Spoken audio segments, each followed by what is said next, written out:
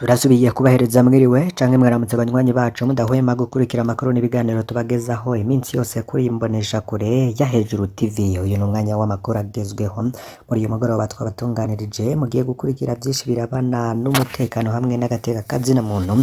Ntuze gucikwa, turaza no kugera muri politike y'u Burundi. Turi kuwa kane kw'itariki ya 25 mu Kakaro 2024, ho mugiye gukurikira inkuru twabateguriye. Murabimenyereye ko tubagezaho nyinshi ziba zivugwa mu gateka kazina muntu, ubutungane, politike, umutekano, bivugwa mu bategetsi batandukanye, ingingo n'amatangazo. Hari ibitangazwa n'abategetsi bagiye batandukanye, hari ibiba bica ku mbuga ngurukana bumenyi n'ibimenyesha amakuru bigiye bitandukanye. Byose rero tubigarukaho kugira ngo mumenye ibiriko biraba mu gihugu c'u Burundi. Umwanya rero twabateguriye aya makuru, aho mugiye gukurikirana irabana n'agateka kazina muntu hamwe na politike nk'uko twabibabwiye dutangura aya makuru. Reka abadukurikiye bari mu bice bigiye bitandukanye, mu gisagara ca Bujumbura tubaramutse, bari mu gisagara ca Gitega namwe tubaramutse, bari mu bice bitandukanye bindi tutadonaguye mbere mu gihugu c'u Burundi namwe turabahaye kaze.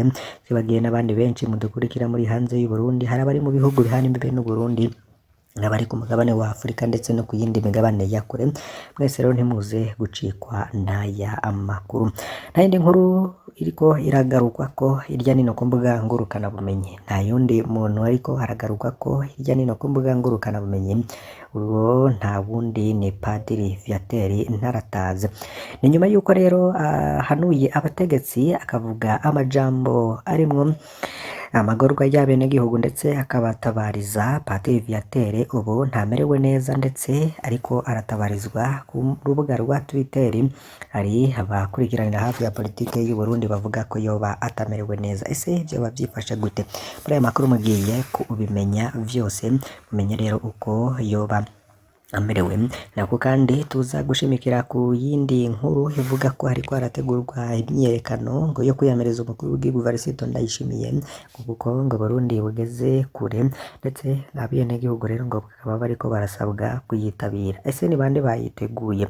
Ese vyoba bikwiye ko iyo myiyerekano itangura ndetse Burundi bukaba bwasubira mu bihe nk'ivyo muri 2015? Ese ko vyari vyatangujwe n'ikindi kiringo ca Petero Nkurunziza atari yemerewe, ubu ho abenegihugu boba bokwitwaza iki? Byose rero navyo tukaza kubigaruka ko muri aya makuru. Fyona kuri subscribe canke sabone niba utari wafyona ko ibuke no kubisangiza bagenzi bawe kugira badacikwa n'amakuru yose tubagezaho mu bihe bigiye bitandukanye kandi iminsi yose turabahaye ekaze.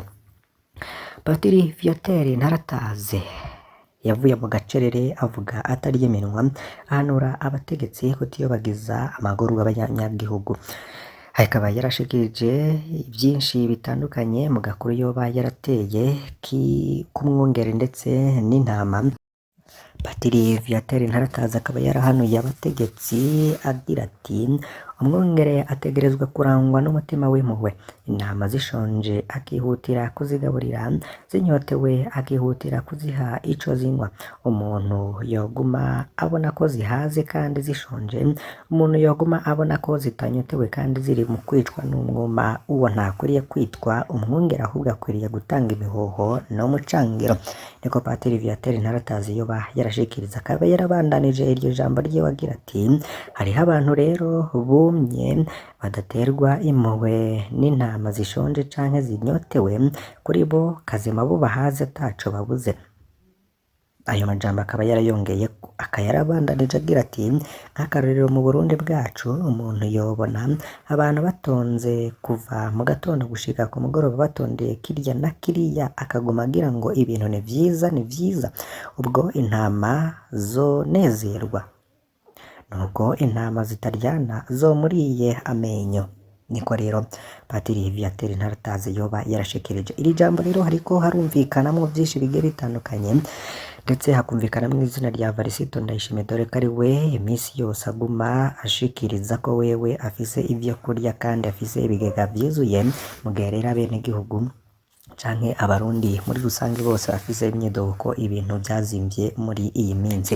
Iryo jambo rero Patiri Viateur Ntaratazi yoba yarashikirije ngo ryoba rimuganishije habe, ryoba ririko riramujana ahantu habi, dore ko akurikiranira ibirabana n'agateka kazira muntu ngo bakwiye gukurikiranira hafi biriko biraba kuri Patiri Viateur Ntaratazi. Ivyo rero bikaba biriko birabanga inyuma y'ijambo rikomeye aherutse gushikiriza aho yavuze umugani w'intama n'abungere, nkuko rero tuhejeje kubageza ku bimwe mu majambo yoba yarakoresheje ico gihe abishikiriza.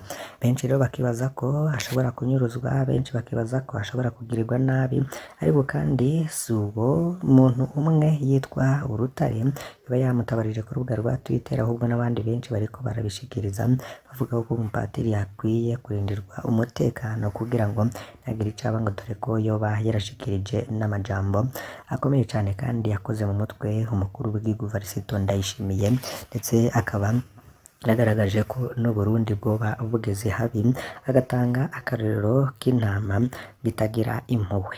Niko rero yoba yarabishikirije. Mu bindi rero nkuko twabigarutse ko mu buryo bw'impfunyapfunya, abantu benshi bariko bibaza ko mu Burundi hoba hagiye kuba imyigaragambyo canke imyiyerekano. Ivyo rero bikaba bivanye n'impapuro zoba zaratowe ku munsi w'ejo zihamagarira abenegihugu ngo basidukane n'iyo nka ngo birwane ko kuko ngo ibintu vyoba bigeze habi, ngo kuko ngo rero badahaguruka ngo ibintu ngo birashobora kuba yangarana, ngo n'igihugu cabo bakaba bogikurwamo canke ntibagigiremwo ijambo. Impapuro rero zitagira umukono zoba zaratowe mu gisagara ca Bujumbura, ndetse bitaheze mu ndwi zibiri naho zikaba zari zatowe. Ayo mpapuro rero zikaba zitariko umukono, ndetse n'abazitagaguje bakazizungurutsa irya nino bitazi aho zoba zarakuwe, ndetse n'abariko barazikwiragiza mu bene gihugu. Benshi rero bakibaza ko ari integuro y'imigomo hamwe n'imyerekano ishobora gushikana Burundi mu bihe bimeze nk'ivyo muri 2015, ariko Imana irinde abarundi n'Uburundi.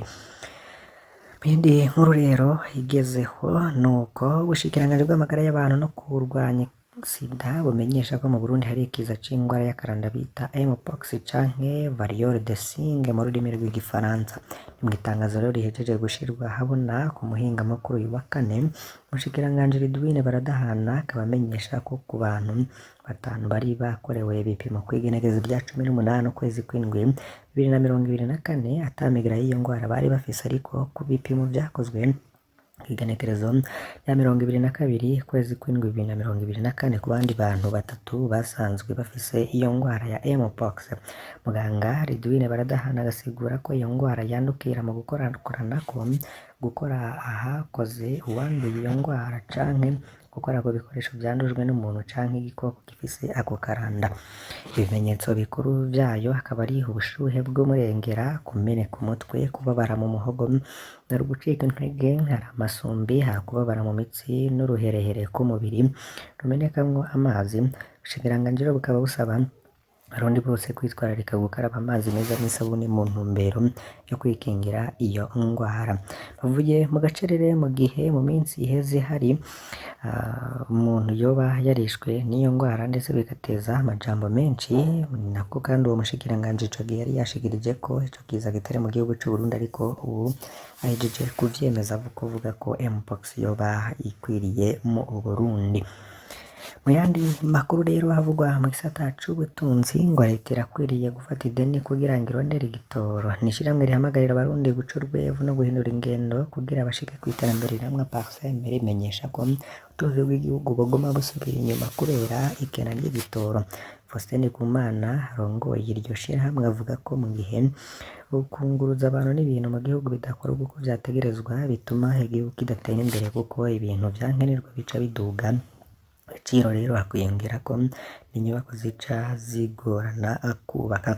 Ndikumana rero akagira kandi amakenga ku magara y'abantu bamara igihe kirekire batondeye igitoro, agasaba leta gufata ideni ryihuta kuko ibindi bihugu babikora kugira haboneke igitoro mu ntumbero y'uko igihugu cotera imbere, ko kandi barondera igishoboka kumara n'imiburiburi amezi ashika kuri 6. nako kandi abanyagihugu bo muri zone Buyenzi basabwa kudoma urutoke kuri uwo wese ngo abatse igiturire. Uburongozi bwa zone Buyenzi bukaba buhamagarira abanyagihugu bo muri iyo zone kudoma urutoke kuri uwo wese ajejwe intwaro akabasaba igiturire kugira rero atange agakaye k'umuryango. Niyo nkuru Sefu arongoye iyo zone akavuga ko ata makuru bararonka ko bamwe barongoye inzu 10 basaba igiturire kugira ngo tunganize abanyagihugu mu gushirako umukono muri ayo makaye y'umuryango. Akababazwa no kubona haba amanama ariko ntihagire umunyagihugu n'umwe avuga ico kibazo c'abarongozi basaba igiturire mu gihe hari uburenganzira bwabo. Niyo nkuru rero akemeza ko umurongozi azomenyekana ko afise iyo ngeso yo gusaba igiturire azohanwa hisunze amategeko na rirya bashizweho ngo bakorere abanyagihugu, hagatangazwa kandi n'ababikora kandi bahembwa. Nimugere rero mu banyagihugu muri quartier y'Icenda ari muri zone Buyenzi ahitwa mu Kinogonogo bavuga ko bibagora kuronka udukaye tw'umuryango, bakavuga ko iyo bariko baraburondera abarongoye rero babasaba igiturire bigatuma utabikoze adahabwa ako gakaye, n'iyo baramutse bakaronse ugasanga kadateyeko umukono. Ingonzi mu mezi 3 harafashwe toni 2 z'ikawa zishowe mu Kinywabi. Ni toni zirenga 2 z'ikawa nizo zafashwe mu ntara ya Ngozi zishowe mu Kinyegero mu gihugu c'u Rwanda muri amezi 3 aheze. Abanyagihugu bo mu makomine y'intara ya Ngozi ahantu rubibe n'u Rwanda bakavuga ko urudandazwa rwo mu Kinywabi rugoye guhagarika kuko iyo bashoye ikawa canke barage hakurya y'Akanyaru baronka amafaranga menshi. Buramatari w'intara ya Ngozi rero akabatera akamo bakora urwo rudandazwa kuruheba kuko bitazorohera uzofatwa ariko ahungabanya ubutunzi bw'igihugu. Imwe mu mihora rero icishwamwo ibidandazwa vya magendu bijabuka mu gihugu c'u Rwanda ni ku mitumba ya Nyamukenke na Birambi yo muri komine Nyamurenza aho bita Igitwa, muri komine Mwumba, no muri komine Busiga mu ntara ya Ngozi nk'uko rero vyemezwa n'abanyagihugu bari mu utwo duce. Iruhande y'ikawa n'ibindi bidandazwa bikunda gucishwa mu Kinywabi ni ibiharage, impuzu zo mu mabaro n'intsinga zitwara umuyagankuba. Abanyagihugu rero bakavuga ko ikiro kimwe c'ikawa bahabwa amafaranga 14,000 ariko mu gihe uyishoye kw'itona ringozi ahabwa 1,380 y'amarundi. Mu bindi rero biriko biravugwa hirya nino mu kinyamakuru Iris News nabo bagira ico bagarukako, bavuga ko ubuhinga bwa none mu gisata c'amasiyanse mu Burundi ngo buzoja ryari hama bufasha iki? Ni ikibazo rero bibaza ariko bakanagisigura. Ubwa Renova Gahunga arongoye amashirahamwe yo gutegekaniriza akorera mu Burundi, iyo ntambwe yo yotuma hahinduka vyinshi harimwo kuzana akabirya no gukora ibishimwa ku ruhande rw'amashirahamwe yo gutegekaniriza. Hari korosha ibijanye no gufasha assurance hamwe no gusaba indishi ku bahuye n'impanuka. Hari kuduza urugero rw'intererano n'igisata c'amasiranse mu butunzi burukiri ku gice kimwe kw'ijana conyene.